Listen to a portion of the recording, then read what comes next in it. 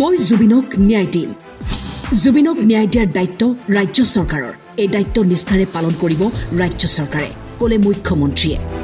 মই জুবিনকো ন্যায় দিম আৰু অসমৰ জাতি মাটি ভেটি ৰক্ষাৰ বাবেও মই অক্লান্ত সংগ্ৰামত নিয়োজিত হৈ থাকিম। জুবিনৰ মমতাজৰ পৰিৱৰ্তে জুবিন গাৰ্গক কিয় মতা নাছিল অনুষ্ঠান পৰিৱেশনৰ কাৰণে?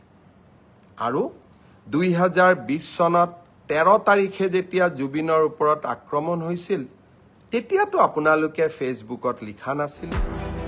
জুবিন গাৰ্গৰ মৃত্যুক লৈ একাংশই আৰম্ভ কৰিছে নেকি ৰাজনীতি? শ্যামকানু মহন্তই সুপ্ৰিম কোৰ্টত আবেদন কৰি উল্লেখ কৰে অসম আৰক্ষীৰ ওপৰত আস্থা নাই, মুখ্যমন্ত্ৰীৰ ওপৰত বিশ্বাস নাই, গতিকে ঘটনাৰ CBI বা NIA তদন্ত লাগে। ঠিক একেইখিনি কথা অখিল গগৈয়েও কৈ আহিছে। গতিকে এয়া কাকতলীয়া সংযোগ নে অন্য কিবা, ক'লে মুখ্যমন্ত্ৰীয়ে। উচ্চতম ন্যায়ালয়ত শ্যামকানু মহন্তই কি আবেদন কৰিলে? যে অসম পুলিচৰ ওপৰত মোৰ বিশ্বাস নাই, SITৰ ওপৰত মোৰ বিশ্বাস নাই, ৰাজ্যখনৰ টপ এক্সিকিউটিভ অৰ্থাৎ মুখ্যমন্ত্ৰীৰ ওপৰত মোক বিশ্বাস নাই। মোক কাক লাগে? মোক CBIক লাগে। এই কথাখিনিয়ে যোৱা 5 দিন আগৰ পৰা কোনে কৈ আহিছে? অখিল গগৈ ডাঙৰীয়াই মোক লিখিতভাৱে জনাইছে যে অসম পুলিচৰ ওপৰত মোৰ আস্থা নাই, মুখ্যমন্ত্ৰীৰ ওপৰত মোৰ আস্থা নাই, CBIত এই তদন্ত দিব লাগে। দেৱব্ৰত শইকীয়াই লিখিলে ৰাষ্ট্ৰপতিক যে এই তদন্ত CBIক দিব লাগে। আৰু এতিয়া শ্যামকানু মহন্তই লিখিলে যে এই তদন্ত CBIক দিব লাগে। এয়া কাকতলীয়া সংযোগ নে এয়া এক প্ৰকাৰ ষড়যন্ত্ৰ তাক মই নাজানো, কিন্তু শ্যামকানু মহন্ত, অখিল গগৈ, দেৱব্ৰত শইকীয়া কোনেও অসম পুলিচক বিশ্বাস নকৰে। কিন্তু এই অসম পুলিচেই আজি ছিংগাপুৰত হোৱা ঘটনা এটাকো আমি তদন্তৰ আওতালৈ আনি 4জনকৈ ব্যক্তিক আমি আজি জেলৰ হাজতত ৰাখিবলৈ সক্ষম হৈছোঁ।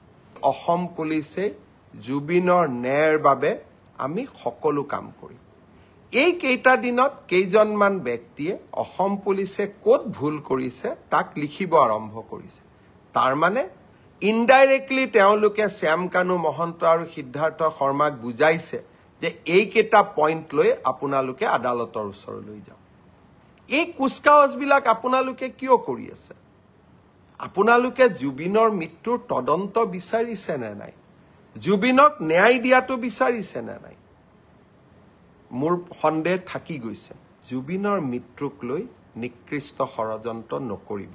মই জুবিনকো ন্যায় দিম আৰু অসমৰ জাতি মাটি ভেটি ৰক্ষাৰ বাবেও মই অক্লান্ত সংগ্ৰামত নিয়োজিত হৈ থাকিম। আপোনালোকক মই প্ৰত্যাহ্বান জনালোঁ, চেলেঞ্জ কৰিলোঁ। আপোনালোকে আপোনালোকৰ নিকৃষ্ট খেলখন খেলি থাকক। অসমবাসী ৰাইজৰ অজস্ৰ আশীৰ্বাদ মোৰ মূৰৰ ওপৰত আছে।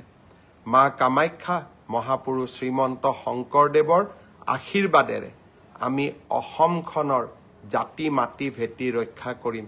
জুবিনক ন্যায় দিয়াৰ প্ৰক্ৰিয়াক এটা অসম চৰকাৰ বিৰোধী অৱস্থানলৈ ৰূপান্তৰ কৰাৰ বাবে প্ৰচেষ্টা কৰিছে।